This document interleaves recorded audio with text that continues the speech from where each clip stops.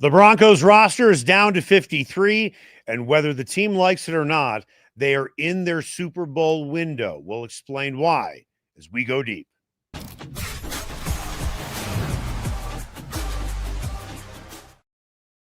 Okay. All right, Nate, we got 53, but we also have guys who did not make the practice squad, the Broncos practice squad, did not get picked up for an active roster for another team or practice squad for another team. How are those guys feeling right now? The guys who are done? Who might be done. Yeah. What kind of anxiety are they dealing with right now? It really is a weird time because your agent is not telling you that you're done. Your agent's telling you there's going to be chances. Stay in shape. Right. Okay? You made it this far. They really like you. And chances are, if you're on this Broncos team, even during training camp, you're one of the 90, they do like you because you're out on the field. So they hand-selected you to be there. You got to keep that in mind, right? And then you see yourself competing with these guys, and you probably feel you're better than some of the guys who made the team or at least got pulled on the practice squad. So you go home, and what do? You keep training. Right. You keep training, and you wait by the phone. And so when people think, like, retirement from the NFL, like John Elway holding an emotional press conference after winning 2 Super Bowls at the age of 38 and then walking away into the sunset, 99% of the guys, it's a very slow burn. They don't know when it's over. And eventually after a year, they got to admit to themselves that the phone's not ringing. Maybe it's time to move on. But that time is not there yet. These guys got to keep training and waiting for a chance. Guys who made the 53 are thrilled. For the guys who made the practice squad, are they thrilled or are they disappointed they didn't make the active roster? It's mixed emotions. It really is. I mean, there's a financial component to it. Yep. You're taking a pay cut or a hit to be on the practice squad, still making good money. They're in 6 figures. I think they're probably in, 150,000, close to 200,000 just for the practice squad. But their dream isn't over. No. That's the bottom line. No. And I was on the practice squad. I made the practice squad. I felt good about that. So good, Eric, that I bought a brand new Denali that week. I know. It was a stupid purchase, but every time I jumped in it, I told myself, you better have a good day of practice, or else you ain't going to be paying the car note, right? And so and then I got activated at the end of the season because of an injury. I mean, those things happen all the time. The great thing about practicing every day against the ones is you get a whole lot better, and the pressure's not really there. You just got to look at a card. You got to do what it says on the card, go run out there, run the route, catch the pass, give Pat Surtain a look. When our defense played well on Sunday, I gave myself some credit for that, for preparing them. And so you take your job really seriously, but it sucks to go through the daily rigmarole and then not suit up on Sundays. It's deflating, but it can also be a motivation. I mean, the worst part really when you're not active and you're on the practice squad is having to go up to the press box with all of us. We didn't go to the. We were down on the sidelines. Well, a lot of guys go up there for the free meal. Well, no, I was down there on the sidelines. Being right there next to the guys chewing sunflower seeds and whatnot. Right. The weird thing was though, we wouldn't travel with the team. Right. And so we were, kind of out on the town that night meeting young ladies, and they'd be like, "What do you guys do?" We're like, "We play for the Broncos." We're like, "No, you don't, or else you'd be in Cincinnati right now." So, and then that was weird. How did you prove it? How did you prove it to them?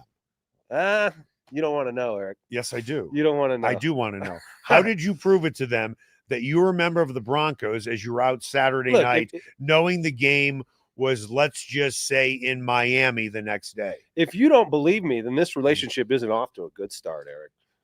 Trust is really important. And I'm talking about the women you're talking to. I know, I'm kidding. Not me. I don't know. Some of them didn't believe it, but then eventually they would realize it. I mean, it was me and, Charlie Adams and Chris Young. You walked in with your jerseys on, didn't you? Yeah, I did. There were those guys who wore their Broncos stuff out. Right. Or they'd meet somebody and they'd be like, "Oh, who are you here with?" "Oh, my teammates. I'm here with my teammates." See, that's how you get it through to them. When you say teammates, they automatically think, what team is he on? Yeah, but then well done. But then when they would find out, Eric, their whole demeanor would change, their eyes would glaze over, and they would have a perception of you that may or may not have been accurate. For a guy like me who wants people to love me for me, Eric, not for what I could do on a football field, I didn't really like that glazing over of the eye. That was not my thing. But it was a really a great year. Got activated at the end of that year, and that was a special moment. So today's episode brought to you by Landmark Lincoln and the brand new Lincoln Navigator. You need to go for a test drive right now in Englewood off of Broadway. This is such a fun ride. You're going to walk in and say, wow, this is luxurious. Then you're going to hit the gas and say, man, that's a lot of power. Go for a test drive today. Landmark Lincoln. You can find them in Englewood off of Broadway or go to landmarklincoln.com. One thing that surprised me a little bit was when I read the reports that third-string quarterback Sam Ehlinger had an opportunity to go on somebody's 53 to be on the field for sure, suited up, one snap away. He decided to go to the practice squad. Right. For a guy who, fluctuated back and forth, practice squad, active roster early in your career, were you surprised by that move? Certainly, and I don't know if that's an accurate report. Okay. There were multiple reports. Multiple reports, and they all got it from the agent, right? The agent is the one who told everyone. Well said. Why would the agents? You're like we just spoke about 5 minutes ago. You're missing out on a lot of money. Yeah. If you're going practice squad versus active. Now, maybe they gave him a larger salary. We don't know about the details there. Sometimes a team will give you a bigger practice squad salary if they really want you around. Right. But a quarterback wants to be on the field, right? All players want to be on the field. But especially a quarterback because there's only one of them. There's multiple receivers on the field. There's different packages. You're rotating. They don't rotate quarterbacks on and off the field. And so to me, if this is true, that he had opportunities to be on an active roster and chose to be here, that means he thinks that his path to being on the field actually exists here. That means he thinks he's better than Bo Nix and Jarrett Stidham, which I have no problem with a guy thinking he's better than the guys in front of him. But I don't think it's about him learning so much. Well, from the quarterback gurus, I don't think that's really it. The guy wants to be on the field. He does. I'll give a little pushback on that, though. I think that Zach Wilson was probably glad that he was able to stay here for another year to learn from Payton and Davis Webb. Plus, that's a close quarterback room. You might go to an organization that isn't very good, and that could stunt your growth. I think that Ehlinger looked at it as, I like Davis Webb a lot. I can learn from him. I like Stidham. I like Nix. I trust Sean Payton. I'll learn here for another year, become a better quarterback, at least from the neck up, even if he doesn't hit the field, and then a team will sign me. Yeah, I mean, how often does that happen? Zach Wilson, a much different prospect. Zach Wilson, the number 2 player in the draft. Sam Ehlinger on his 4th season here, hasn't really sniffed the field. Maybe he's looking for a path to being a coach, right? To having that Davis Webb sort of trajectory, right? But if you want to get on the field as a quarterback, which he obviously, I can't say obviously. So what would you have done? I would have gone to the place that was going to make me active and given me more money and said, thank you to the Broncos for preparing me for that and giving me an opportunity. And I want to go play. So to me, if that report is true, which I have my suspicions on, and he decided to stay here, it maybe means he thinks he can play here. It maybe means he thinks he's better than Jarrett Stidham, and Bo Nix is one play away from getting hurt, and so maybe he will get his chance. You remember Bo Nix played with some injuries last year, and has a style of play that puts him in harm's way, and is only a second-year guy coming off a very exciting first year. But in no way has the cement dried on Bo Nix's tenure here. Right. We've talked about this before. It's a fickle beast. If you don't win, you get replaced. I don't think Sam Ehlinger will be the starter here, but he thinks maybe that he could be. Let's look at the practice squad. The Broncos kept 3 inside linebackers. Yeah. Maybe I'm reading into it. That tells me we're not overly confident that Greenlaw can stay healthy all season. Maybe Alex Singleton isn't what he was in previous years. We don't know when Drew Sanders is going to be coming back. Yeah. Do you read that the same way I do? Well, yeah, all 3 of those guys you mentioned were hurt last year. Right. Alex Singleton and Drew Sanders is hurt this year. Yeah.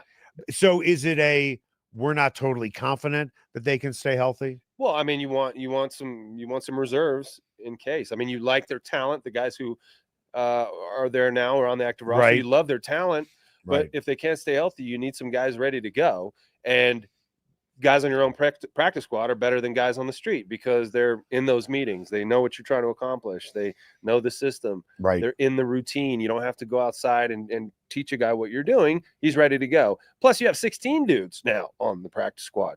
So you can afford to kind of stack certain positions if you're weak or thin at those positions. Let's look at the guys that are on the practice squad, but more specifically were released, waived. That's the word you want to use, or cut. There is a difference. Bye. Is that what being waived means? They just wave at you when you walk out the door? Well, it just means you're not a vested veteran. Oh, okay. But thanks for being a smart ass. You knew the answer to that. I didn't. You didn't? Did you really not know the difference? Waved and cut? Cut, yeah. Yeah, vested veteran and not vested veteran. Right. You're cut if you're a veteran. Yeah. You're waived if you are not a veteran. Potato. Either way, Damarri, Mathis, and Xavier Truss were picked up by other teams. Yeah. If the report is true that Sam Ehlinger had an opportunity to go to another team but chose to come back to the Broncos, to me, that's 3 guys who could have been on active rosters.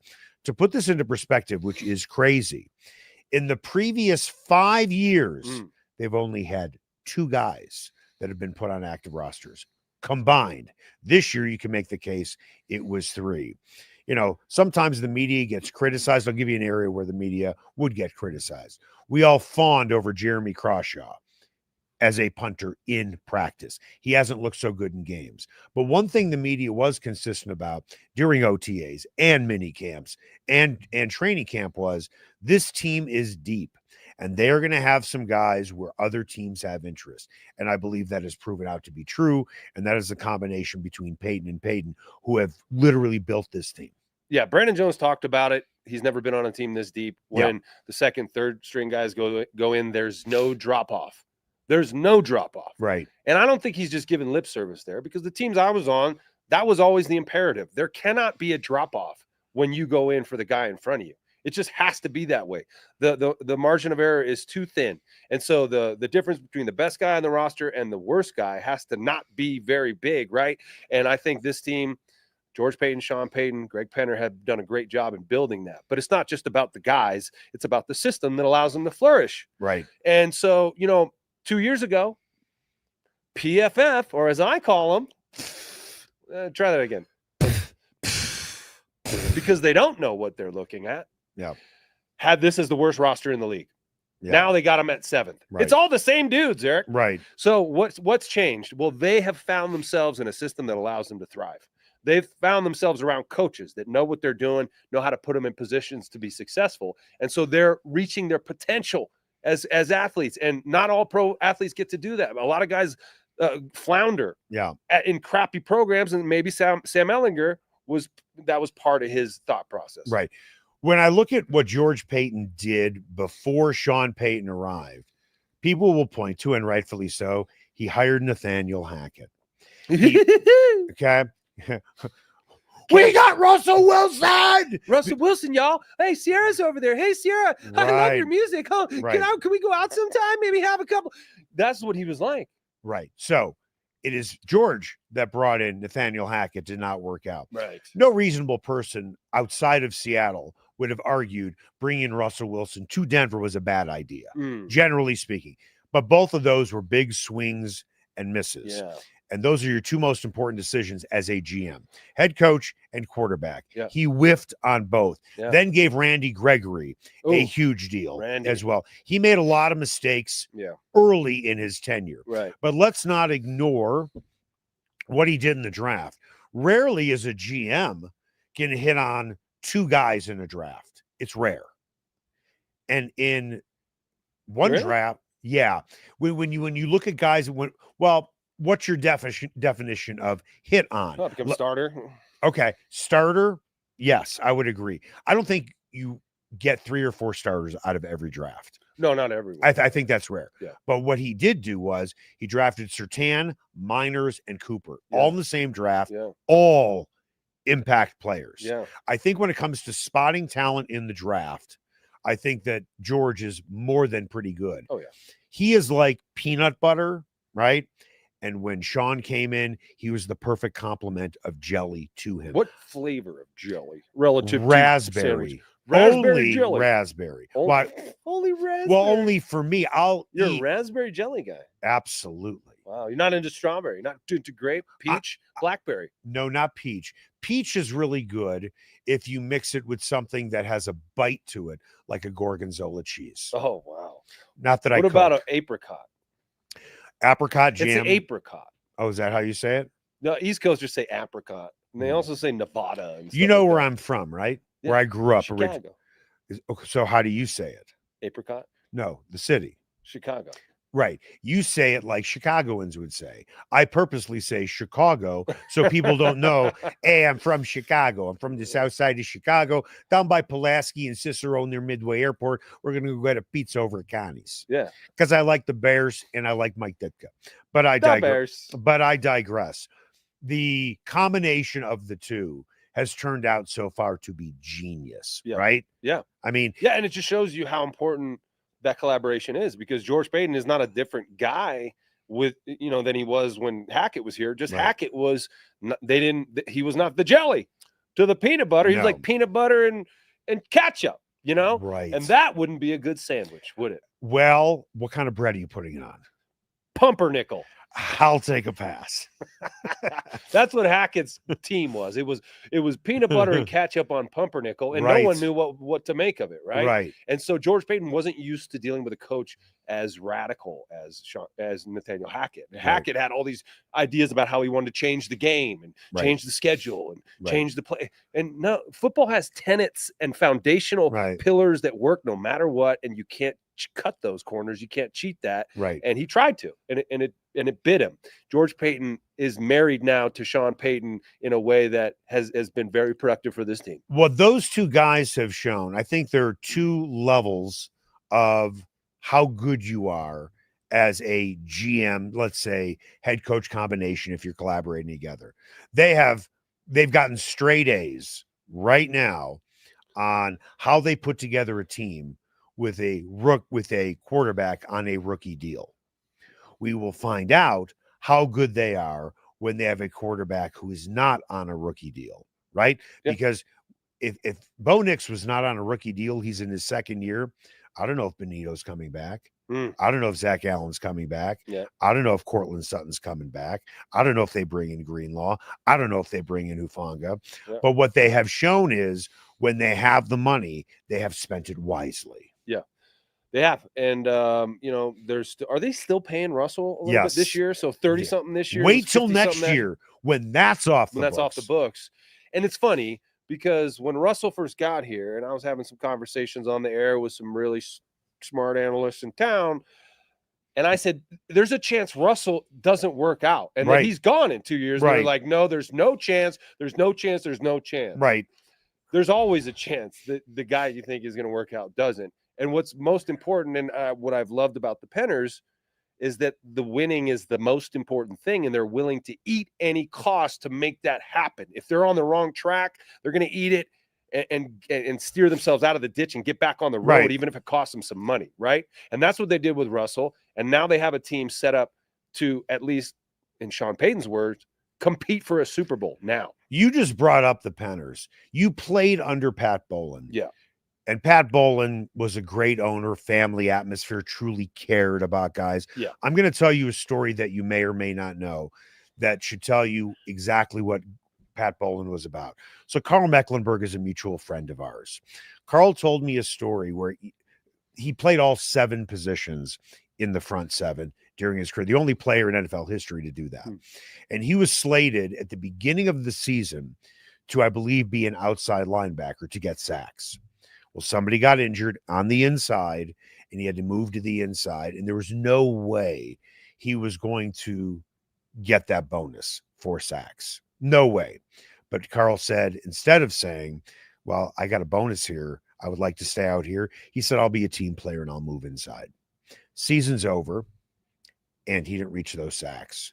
And he goes up to Pat Bowlen's office, and Pat said to him, Carl, I know you had a clause in your contract.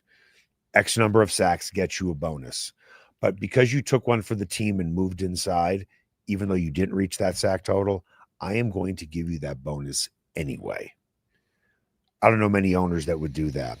But from the outside looking in with the Penners, comparing to what you know about Pat Bowlen, what similarities do you see? An imperative on the community aspect of the team, of the fan experience, of it being a family, taking care of the players on and off the field. Right. Tell me if this is significant. So Carrie Penner in her first year on the last day, which I find to be something that there's just no dignity in this moment. When you clean out your lockers, you got a hefty trash bag. Oh, yeah. Carrie Penner saw that Oh. and said, this is almost like inhumane. So she bought nice bags. Is that right? For all of the players. Wow. The Penners did. So they could walk out with their head up instead of looking like, a broken down Santa Claus with a bag over their shoulder that was made out of plastic. Wow. I hadn't heard that story. There was something degrading about filling up a trash bag with the last vestiges of your professional football career, the cleats and the shirts and stuff that they didn't take back. Right.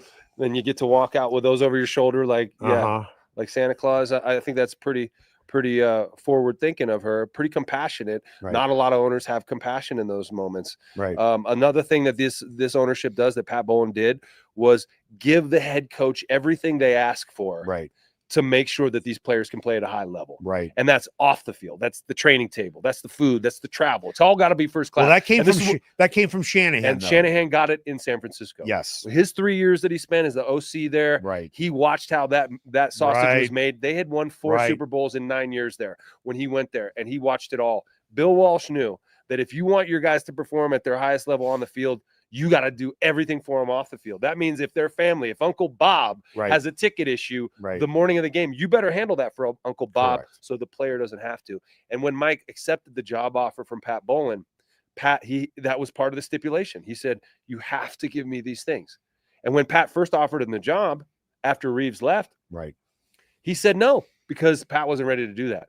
After another year or two, then he was ready to give him what he asked for, and obviously the Super Bowls followed. So I see a lot of similarities between those two ownership groups. You ate better because Mike Shanahan was in San Francisco. Right. You did not have a roommate on the road. Right. Because Mike Shanahan was in San Francisco, and Carmen Policy and the DeBartolos wanted all the players on the road to feel comfortable instead of bunking up with someone else.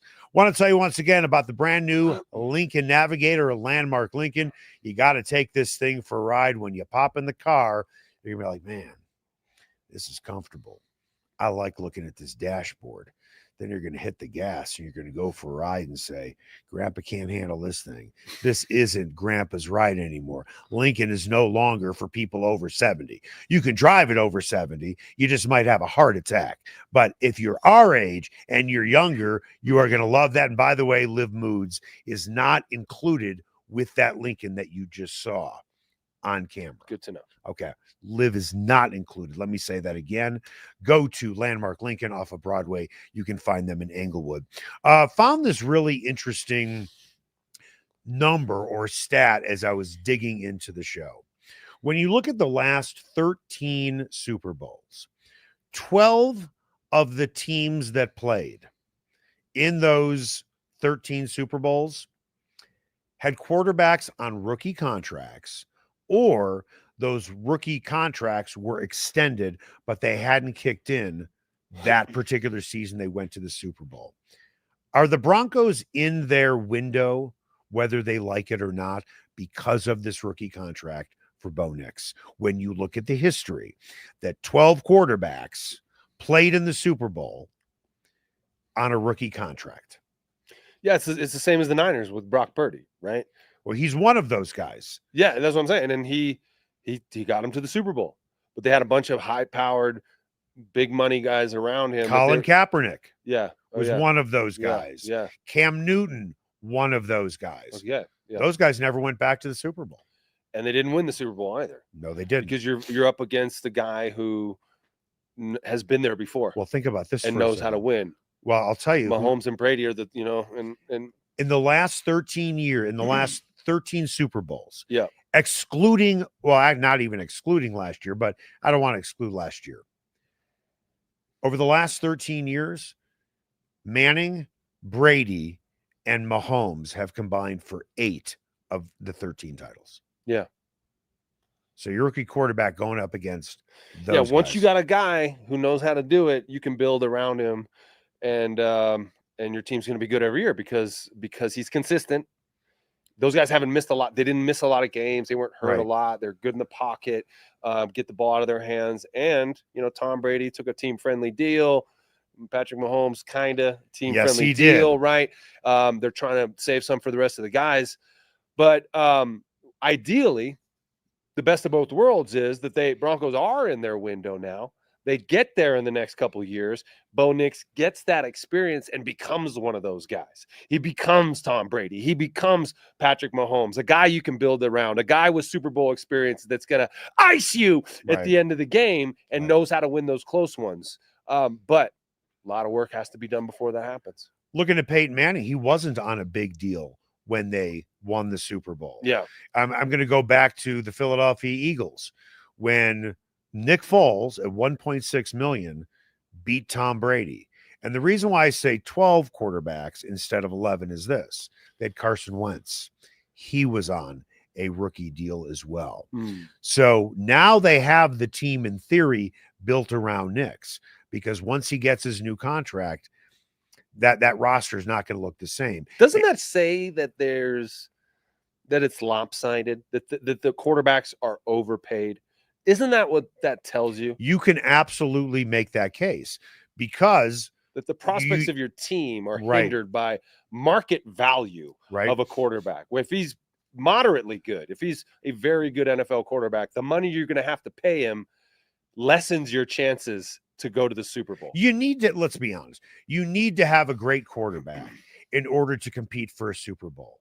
But to your point, let's not discount how important the other guys are on that roster. And I would agree with you there, but you also need a quarterback like Tom Brady, and let's not get into his ex-wife made a lot of money, so he was able to, not take big contracts. Well, that's not why, dude. And that's my point. Because I've heard that argument. Well, Giselle made a lot of money, so Tom could take a pay cut. Tom Brady, my understanding is 22 years. My understanding is that he left over $100 million on the table just in football money. I'm not talking about endorsements. Whether he is the greatest quarterback of all time, I mean, just as a quarterback, I know he won 7 Super Bowls, so he easily goes to the top of the list. He was the smartest and least selfish. He didn't have to be the highest paid guy. The Patriots could get other guys on their team. Patrick Mahomes has essentially done the same thing, although their talent level is starting to go down. I feel like just a little bit at a time, because his contract is still his contract. Yeah. I don't know any other quarterbacks that would say, I don't want to be the highest paid guy. Those guys are thinking about legacy, Mahomes and Brady. They're thinking, how many Super Bowls can I win? Once you win a Super Bowl, I think winning another one's more important than being the highest paid. That's what I would think. Right. But look at all the other quarterbacks who have won, and then they want to be the highest paid guy, or they ask to be the highest paid guy. Well, if Manning could have gotten the richest contract, I'm sure he would have taken it. Peyton? Yeah. I'm sure he would have taken it, but he didn't. That wasn't his thing. He wanted to come here and win it. I understand that, but you have guys who want to, like Kirk Cousins is a perfect example, where to me it's all about money for him. Yeah, and it's not about winning. Won a thing. But most quarterbacks are like that. They want their money. It's not about getting guys around him to win a Super Bowl. And that's their problem. That the team suffers because of that. Right. Because a quarterback plays better when you got guys around him who are playing well. Right. And so the quarterback is not playing in a vacuum. He's playing with 10 other guys at the same time. And if you could spend a little more money on those guys and get better guys around him, he will have a better performance and his legacy will be better than if you just give him a bunch of money, put crap talent around him, and wonder why he can't get it done. Will it be a disappointment if the Broncos don't make it to one Super Bowl under Nix's rookie contract, knowing they can bring in talent because they will have the cap space to do it? That's one in the next 3 years, right? 4. Oh, so it's a 5-year deal, right? It's a 4-year deal with a team option. Yeah, so absolutely. I mean, and I think the pressure's on Sean Payton to deliver that. I mean, he spoke the words relative to predictions and comparisons to past teams that came out of his mouth. Right. This is the 7th team he's been on or had that he thinks is a Super Bowl caliber team, right. And Bo Nix is a top 5 quarterback. You should be able in the next 4 years to get that quality of a team across the finish line. And Sean Payton knows that his legacy will be judged by what he does here in the next 5 years. Are they a year away from winning a Super Bowl? Are they a year away? A year away. Or are the Broncos going to win a Super Bowl this year or next year? What I'm asking is, they could win a Super Bowl this year. I wouldn't expect them to win one this year. But next year, when they are free from Wilson's contract, Nix is in his third year, Benito is going to get lined up with a new contract. And then they're going to have more money to spend, throwing another draft for them. Yeah. Are they a year away from saying we can win this thing? I know what Payton is saying. Are they a year away, or could this be the year? This could be the year, Eric. I think a lot of it has to do with what happens in Kansas City with the big bad Chiefs who have owned them. And the Broncos did beat them, 48-0. That's the last time they played them, but the Chiefs were intentionally losing that. Well, they didn't play starters. They didn't. Right. So the Broncos have to win this division. I think they have to find a way to dethrone the Chiefs and get atop the AFC West. If they do that, I think anything can happen for this team. Now they're going to have to go through the Bills, the Ravens. I don't think the Bengals are going to be, in the picture this year. The Cincinnati Bengals are what the San Diego Chargers were in the 1980s with Dan Fouts. All offense and very little defense. Yeah. That's who they were. That's why Dan Fouts could never get to a Super Bowl. I mean, when you have guys like, Jefferson and Charlie Joyner and Kellen Winslow and Muncie as your running back, and then you have Dan. Oh, they could score a ton. They just couldn't stop anybody. Right. The Broncos have a complete team. Yeah. The Chiefs have a complete team. The Ravens have a complete team, and you can make the same case for the Bills. They're not just quarterback centric. But I will say the Broncos have to establish a running game, and they have to have one going into the playoffs. They can't decide now that the playoffs are here, we're going to run the football. Right. This has to be part of their identity all season long so that they're hardened and sharpened and ready for that fight, because we saw what happened in Buffalo, right? It's a different game in the playoffs. You have to be able to control the pace, dictate the line of scrimmage, and run the football and stop the run to win. Well, how confident do you feel that this team is going to be able to establish the run with what we saw in the preseason, or we just throw that out because we didn't game plan? I don't think Sean Payton is really interested in showing us in the preseason what he's fixing to do in the regular season. If he were sitting here right now, he would admit, or at least agree with us, that they didn't show much in the running game this preseason. But guess what? We didn't want to. Right. We got something up our sleeve. Right. Our running game, we showed you about 2% of what we got going on, and we're not going to reveal that until the season starts. I will say, though, that coming out of the gate, they got to start hot. They got to win their first two games. To me, the way you do that is you run the football, control that game, and then pin your ears back and attack those quarterbacks on your defense. But don't put it in Bo's lap and say, go win it for us, Bo. Get us off to a hot start. No, Bo looked like he needs a little bit more runway here. Do you think Bo Nix is the type of guy that could go out and win you games by himself, like Allen and Lamar Jackson? Those guys can't win you games by themselves. But you know what I mean. Okay, let me rephrase the reason why you win a game. Is that what you mean? How about they can take over?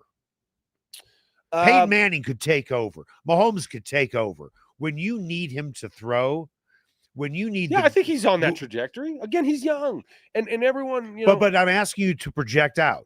Is he the type of guy, with what you've seen so far, that you hand him the ball in the fourth quarter, down by 14 or 17 points?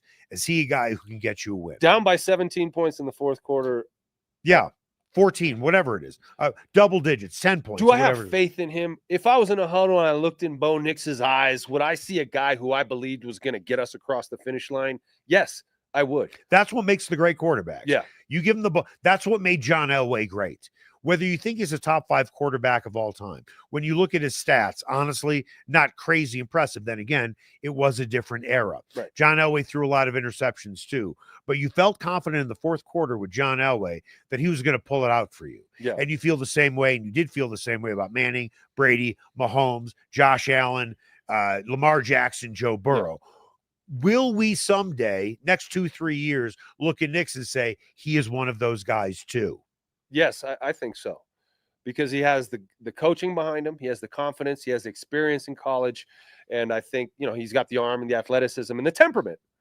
He seems calm, cool, and collected under pressure. But you got to go do it. And then once you do it once, then everybody says, oh, He's going to do it again. He's going to do it again. And then you build upon that. Then there's this expectation. Because now, like when Patrick Mahomes gets the ball in the fourth quarter down 5, there's this feeling, or when Tom Brady would, there was this feeling of inevitability. You could walk away from the TV. You could walk away from the TV, go outside, and feel confident Mahomes was going to win the game for the Chiefs. And the defense they were playing against had the same feeling. Right. And so when you have that sinking feeling like, oh, here we go. There's this weird psychological thing that happens where you let off a little bit, or you let up, or you it's like an animal in the wild when they get caught and then the tiger has them by the throat. Right. They have a serene look over their face as they accept their fate. Right. That's what happens to these defenses when these quarterbacks take the field. They're like a caribou getting locked onto by a predator, and they're allowing themselves to be eaten. But you need a quarterback who has that it factor to do it, to put that fear in that defense. So when that quarterback steps on the field, you're like, shit. Do you think Nix will get to that point when other defenses look at him and go, shit, there's 3 minutes to play and he has the ball? I think that depends on who's around him too. It's not just Bo. I mean, you gotta feel the threat of the other players. These other players, these young receivers, have to make plays, and it can't just be Courtland Sutton. If you walk on the field and you're like, well, we just got to stop Courtland Sutton and Bo, then you probably feel pretty confident as a defense. But when these guys start making plays all across the field, when Marvin Mims continues to do what he's doing, because we haven't talked a lot about Marvin Mims, but he was a playmaker on this team last year, right? Second half of the season. Yeah, and he wants to build on that. Evan Ingram wants to build on that one catch he had in the preseason that went for 60 yards. And these young receivers want to prove that trading Devon Bailey was a good thing. We can pick up the slack, right?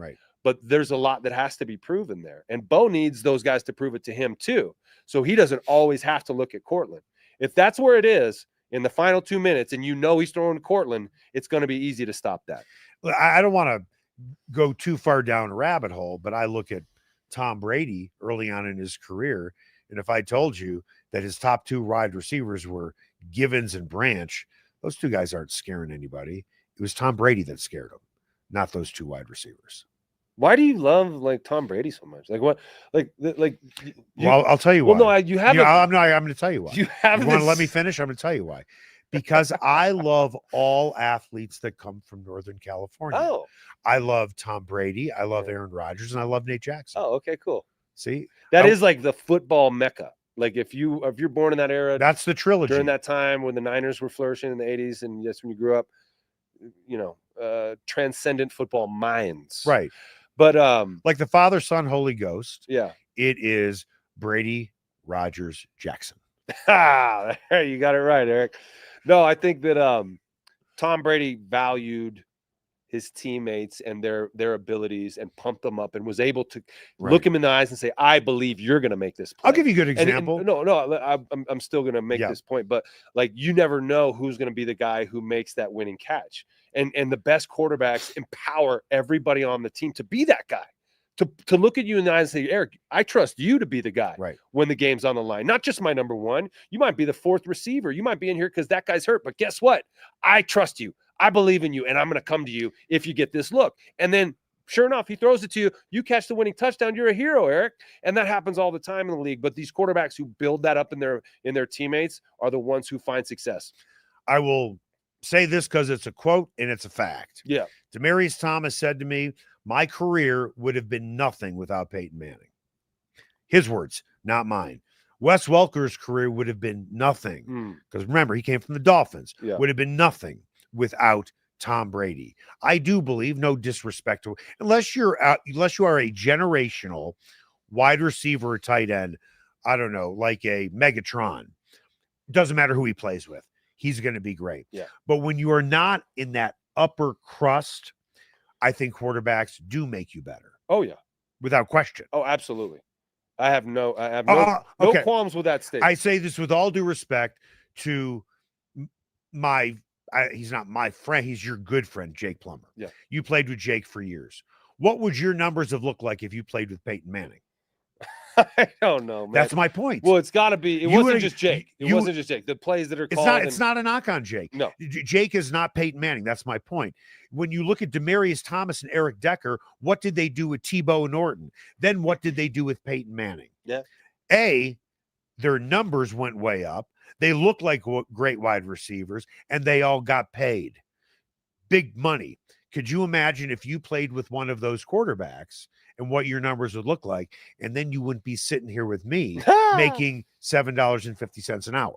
We got a raise, huh? We did. Oh, God, I talked to Blake, and he got us a raise. My wife, tell her. That's awesome. Yeah, but Jake went 39-15 as a starter here. So this is not a knock on Jake. If quarterbacks playing different styles, Jake was not a Peyton Manning. They were on completely different planes when it comes to the way they saw the game and the way they reacted. Jake wanted to get out and make things happen with his legs. Peyton didn't. And so they looked at the game differently. If you played with Mahomes, I'm talking about the top end of the top end. Yeah. If Jake was sitting here and I said to him, do you think you are one of the greatest quarterbacks of all time? He would laugh at me and say, that's a stupid question. So my point is, when you play with a better quarterback, a top end guy, a rising tide does what? Lifts all corpses. And look at the corpse that he raised with some of the guys he played with. That's right. I mean, would Reggie Wayne be Reggie Wayne without Peyton Manning? Would Peyton Manning be Peyton Manning without Reggie Wayne? Yes, he would. Okay. Yes, he would. Okay. Marvin Harrison? He made Brandon Stokely a pretty good player. Right? What are you saying? What does that mean? What I'm saying is, when you have a great quarterback who can read defense and always find the open guy, you are getting the ball. Yeah, Peyton Manning, it's like saying, like, hey, man, why can't all artists be like Picasso? Right. Like, this guy was a, transcendent talent, mind, intellect, from royalty, born and bred for it, was able to play long enough to master these things. Right. And by the time he got here, he was Picasso, right? Painting your portrait on the street in 5 seconds, and he's like, "Here, that'll be $20,000." Right? And you're like, "It only took you 5 seconds." He's like, "No, that took me 50 years. That's why I charged you that." By the time Peyton Manning got here and stepped to the line of scrimmage, he was Picasso, right? And it unfolded for him in that way. We signed the same agreement to work with Gorilla. It is my understanding we do not get paid overtime. Is that a correct statement? True. We're already 2 minutes over. We're 2 minutes over. We're not even getting paid for this. We got to go. Thanks for joining the show this morning. We will talk to you on Monday at 11 a.m. Go deep.